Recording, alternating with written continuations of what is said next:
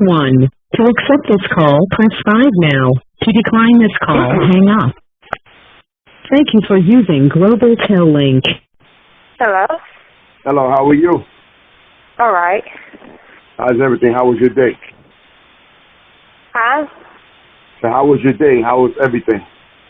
All right so far. It's been good. Okay. So I want to welcome you to the Vibing with Don Vito show.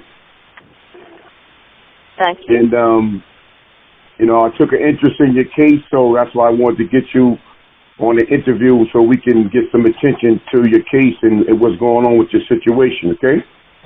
Uh-huh. So can you tell everybody what's your name and where you're from?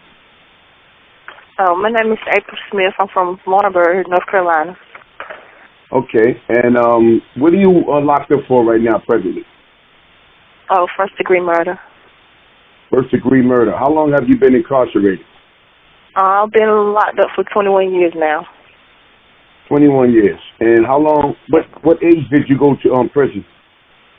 At the age of 19. Oh, 19 years old. Okay. So, where you from, exactly, in North Carolina? Laurinburg. Laurinburg, okay. So how was life growing up as a young girl in Laurinburg? Well, I'm the baby, so I stayed with my grandma a lot. It was all right. I had a good childhood. Okay. At the time, I didn't. Huh? No, I'm listening.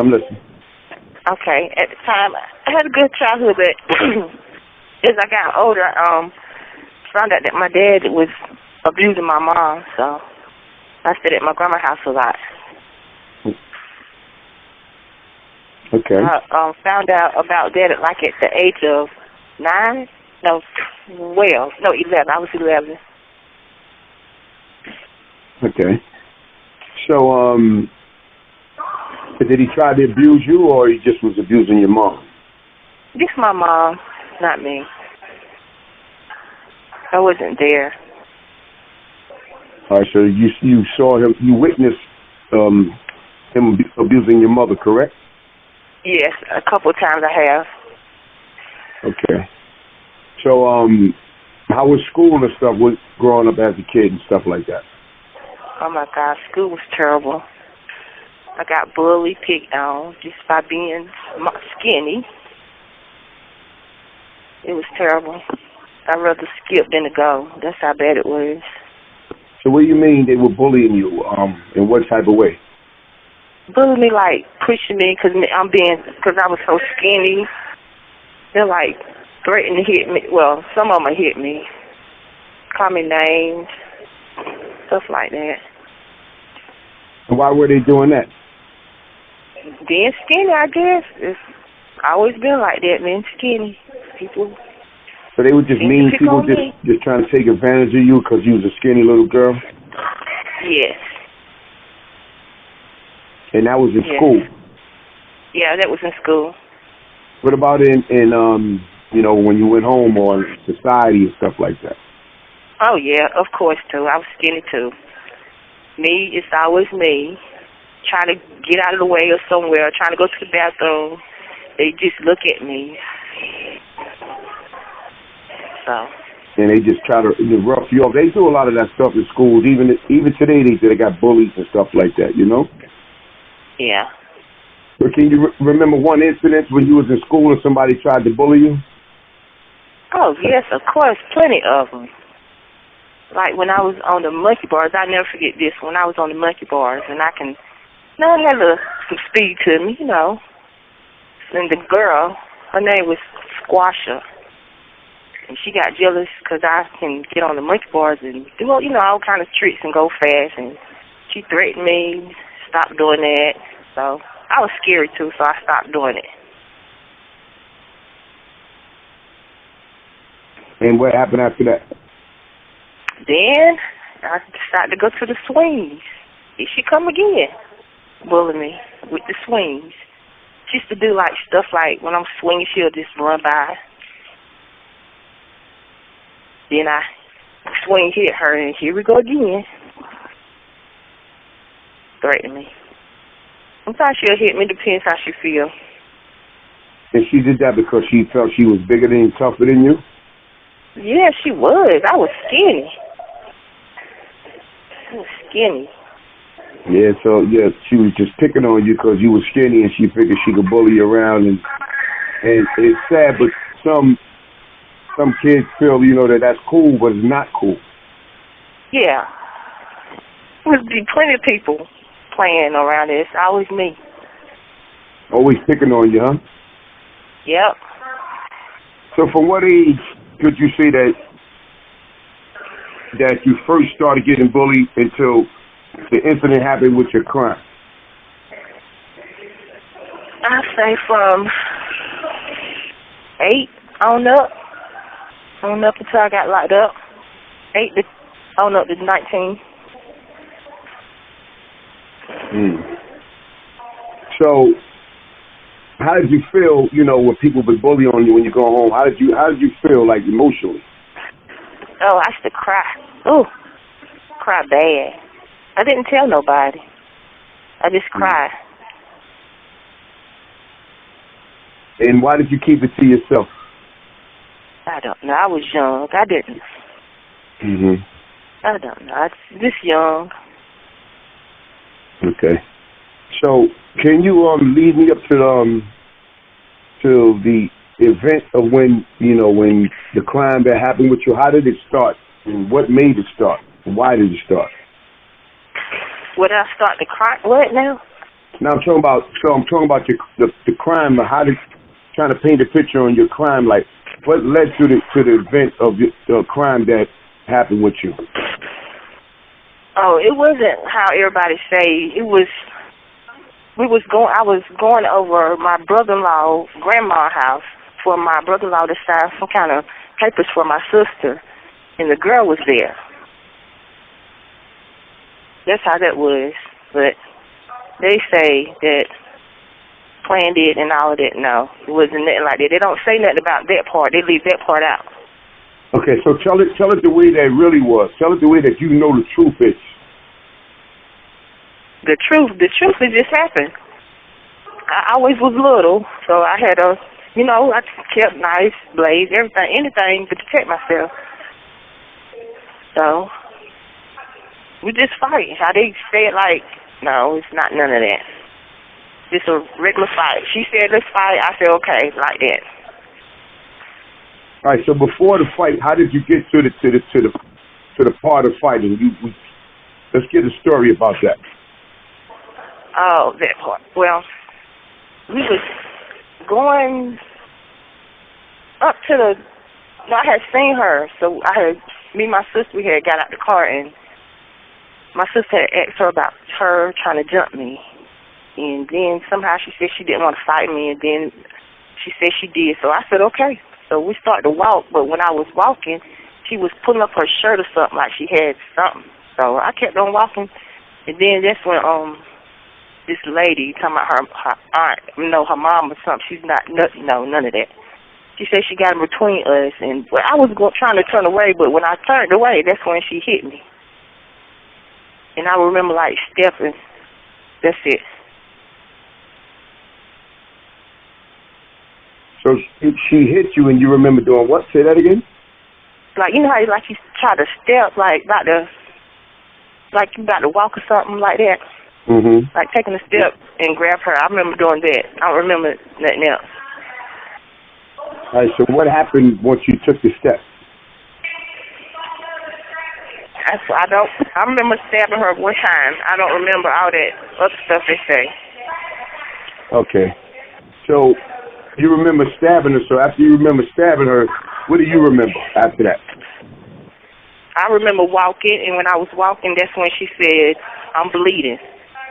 And I got in the car and left. Okay, and you got in the car when you went home? Yeah, I went to my mom's house. So once you went home, what did you hear after that? Did the police come to your house? Did your sister come? After that, my mama's friend across the street, she had heard my mama's address over the scanner. So she told my my mom told my sister, and I just went to hide, and I hid in the barn at my mama's house. Okay, you hid in the barn. How did they find you? I turned myself in. Okay. Did you willingly, or did your mom and them say that you need to turn yourself in? No, I willingly. I had went to the house, and I didn't see nobody in there, and my cousin told me that the girl was dead, so I went across the street, and the lady called the police, and they told her that they'll feel safer if I had a family member to bring me there. So what happened when they brought you in?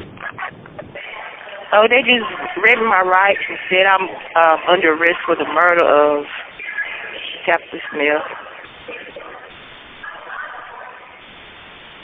So how did you feel about that? Did you know that she died, or you just thought that you heard her and that was it? No, I thought I just heard her. Because when I left, she was still standing up. She said, you stabbed me. No, she said, I'm bleeding. So you said someone told you while you when you was home that she had died, and then that's when you hid, correct? Yeah. Yeah, my cousin told me. All right, so they locked you up, and then what happened when they locked you up? Oh, they locked me up, questioned me. Then that's when I had saw my mom, and my mom had told me that they told her that she brought me there to kill the girl. And I just looked at my mom. I said, Mom, you know how they lie. And what age were you at that time? What age was I then? Yes. 19. I just turned 19, like maybe 11 or 15 days after. And what did your mom say? How did she feel? My mom was a wreck. She was wrecked. Is your mom still alive today? Yeah, she's still alive. So, how long did you? So what happened? Did you sit up for a little while before you went to prison? What happened after that? What happened in court? I stayed in. What happened in court? Oh my God! People act like they didn't know nobody. First time we seen people. I know them. They know me. They painted the picture like I was a menace to society. No, they said I was a threat to the family. My fault. A threat to the family. A bunch of lies. Yeah, basically. So, did you go to trial? Yeah. Yeah, my lawyer said, if my co-defendant, if they test a file for me, they can also help me and they can also hurt me. So I asked him what's the best to do, and he said just get on the stand. But the whole time I was in the county, I always asked about a plea bargain, why they haven't offered me one. And he always said the court haven't offered me one yet. So you didn't get a plea bargain, but you got a trial. No, they never did offer me one. They never offered you a plea bargain. Huh? No, I heard you. They never offered you a trial, correct? Right. And what kind of lawyer do you have? A paid lawyer or a court-appointed lawyer? A court-appointed lawyer. What kind of town do you live in? Is it black? Is it black and white? Is it white? What kind of town is it? Black and white. Black and white. You have 60 seconds remaining. At the time, it was like election year. All right, so this phone call is about to cut off. So we're going to continue the conversation with another call. Apryl, is it possible for you to call me back? Yeah, it's possible. All right, so we're going to continue right where we left off. Remember where we left off on the next phone call, okay? I'll be right here waiting for you. Okay. Okay. All right. Bye-bye. I'm hanging up now. Okay. All right. You have 30 seconds. To decline this call, hang up. Thank you for using Global Tel Link. I'm back. Hello. Okay. So, So you said they didn't offer you a plea bargain. I'm positive they didn't. And did you question your lawyer about that, your attorney? Yeah. Yeah, every time he used to come see me, whenever he felt like coming to see me, I would ask him. And what did he always say that. Huh? He always said what? The court haven't offered me one. That's what he would always say. That doesn't sound just. That sounds like something's, like the fix was in on you. So we're going to get back to that. So they didn't offer you a plea bargain? Nope. None. That I know of. Right. So, meaning they didn't say, well, we're going to give you this amount of time, or you got to go to trial. Nope, none of that. So they didn't give you a chance, what they call cop out. None of it. Wow. I mean, I would have did it. It's better what I got now. I would have had at least a number or something. So, how long were you in the county before you went to prison? Oh, I was in the county for 32 months. Yep, 32 months. And what was your sentence? Well, my sentence, life without parole. Life without parole. And what was your charge? First-degree murder. First-degree murder. And when did you? When was this? What was the date that you got the sentence? What was the what? The date of the sentence. The date I got sentenced? Yes. May the 5th? May the 5th or May the 7th? Yeah, I think it's May the 7th. I'm looking at your court documents right here. So it was May the 7th, 2002, correct? 2? Yep. So how did you feel at this point? You know, you grew up as a young girl. You always got bullied. You were skinny. You know, people picked on you all your life. You know, one day it seems like you got tired of people picking on you, and then you fought back, and then someone died, and then now you got all this time. You didn't get any plea agreement. They didn't give you a number to cop out to. Now, you're in jail how long? How long you been in prison? 21 years. 21 years. So how old are you now? 41 now. You're 41 now. So what have you been doing all this time you've been in prison? How you been feeling? Well, I have been feeling angry with myself and just doing nothing. Like, not trying to fight for nothing, because I feel like this. They gave me life, so I'm just going to sit here and do nothing. Do you have any family support? Do you get visits? Yeah, I have family support. I have it. But they out there, I'm in here, so. Right. So what kind of conversations do you guys have when they come?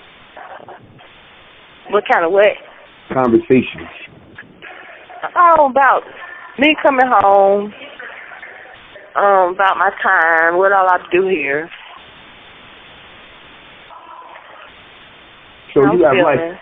You don't have a number at all at the end. Some people get life and they got a possible parole date. Do you have a parole date? Oh no, this is the new law. I'm over the new law. This is life. So life is life. Life is life until the day I die. All right.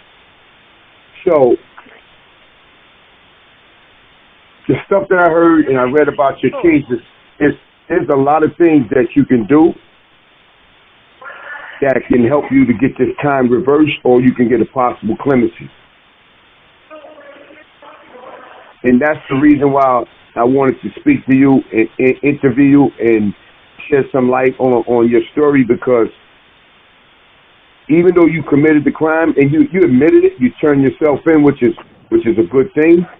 The fact of the matter is that, like you said, your lawyer didn't really fight for you the way he was supposed to. No, he didn't. He just wanted to, rush the case and just get you out of here and on to the next one, pretty much. Right. Pretty much, yeah. So you're in prison. You've been in prison for 21 years, and you feel like this is the end for me, and I'm gonna rot in prison pretty much. Yeah. Well, I want to tell you something. There's a lot of people that's fighting for people such as you and other people that's incarcerated with cases similar to yours, and there's hope to get your case reversed, retried, or even clemency. So I want you to stay positive and keep, researching your case, looking for loopholes, going to the law library, and knowing that there's a chance that you can come home. You got 21 years in, and your case wasn't tried the right way. Did anybody ever tell you that? No. Nope. So no one bothered to look into your case and look at this, see that there's areas of your case that doesn't make sense as far as the way the judicial system is ran. No, nobody never told me none of this right here. Okay. So what I'm going to do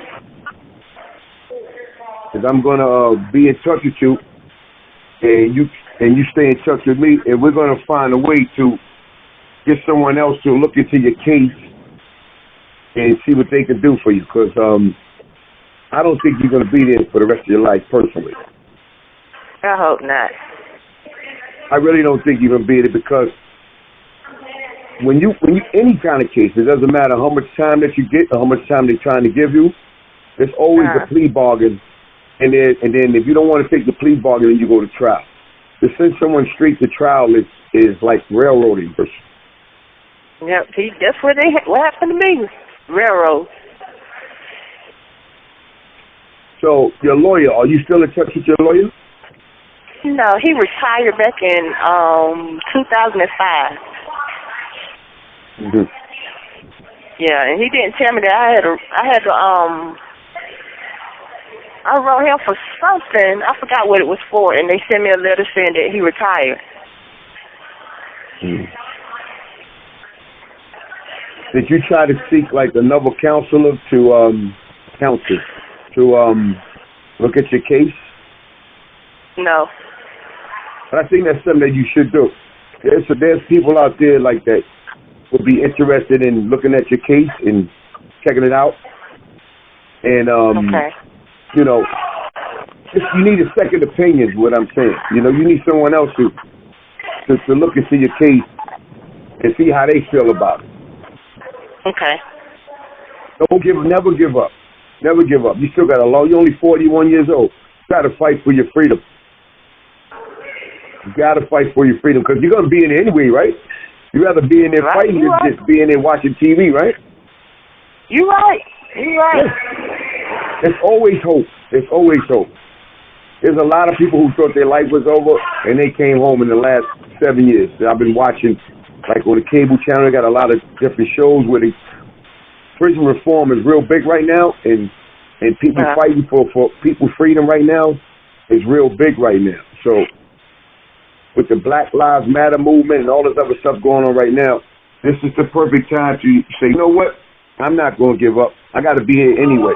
I'm going to look into my case, and I'm going to see if I get somebody else to get their opinion on it, because I'm not going to lay down and die like this. I'm going to lay down fighting. Yeah. Okay? Because your case, trust me what I'm trying to tell you, I've heard a lot worse. I mean, death is death, but I heard of a lot more brutal cases than yours. And these people got out after they did serve a significant amount of time, but they're home. Yeah.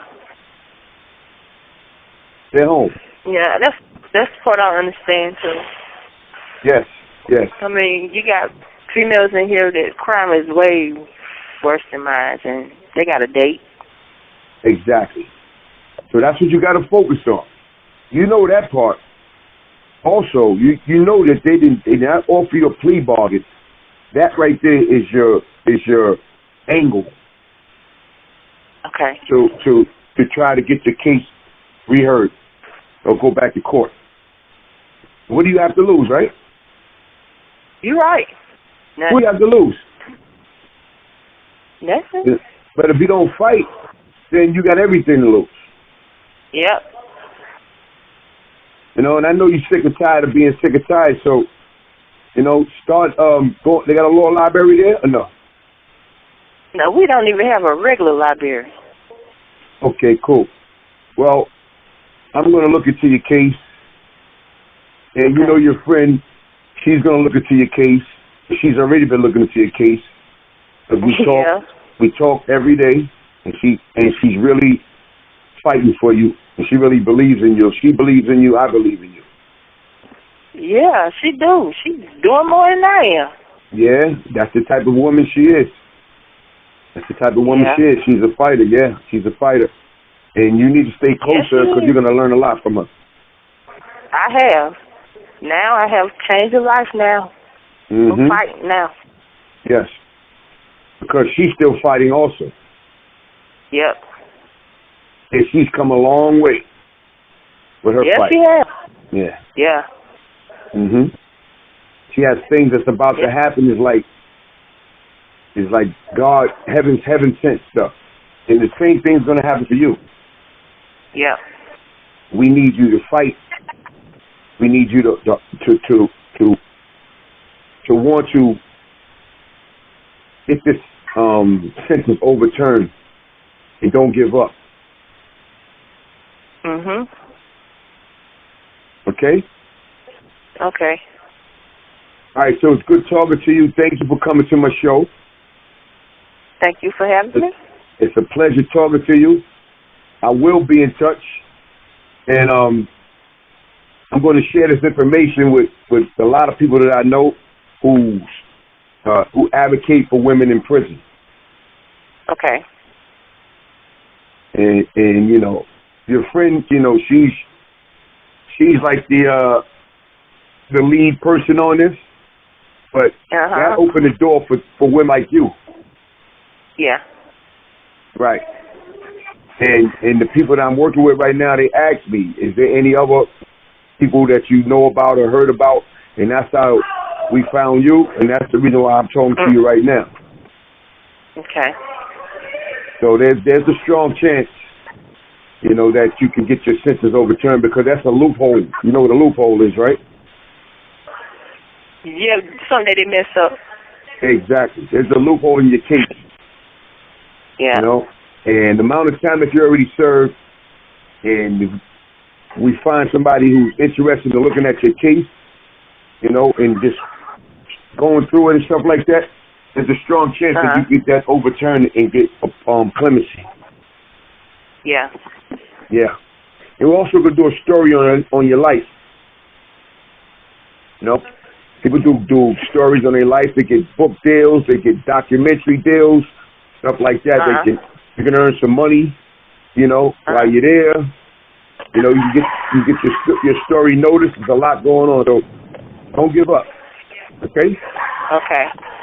All right, so you have a good evening, and I'll be in touch with you soon. It was a pleasure talking to you. Okay, nice talking to you too. All right, let's fight for your freedom, all right?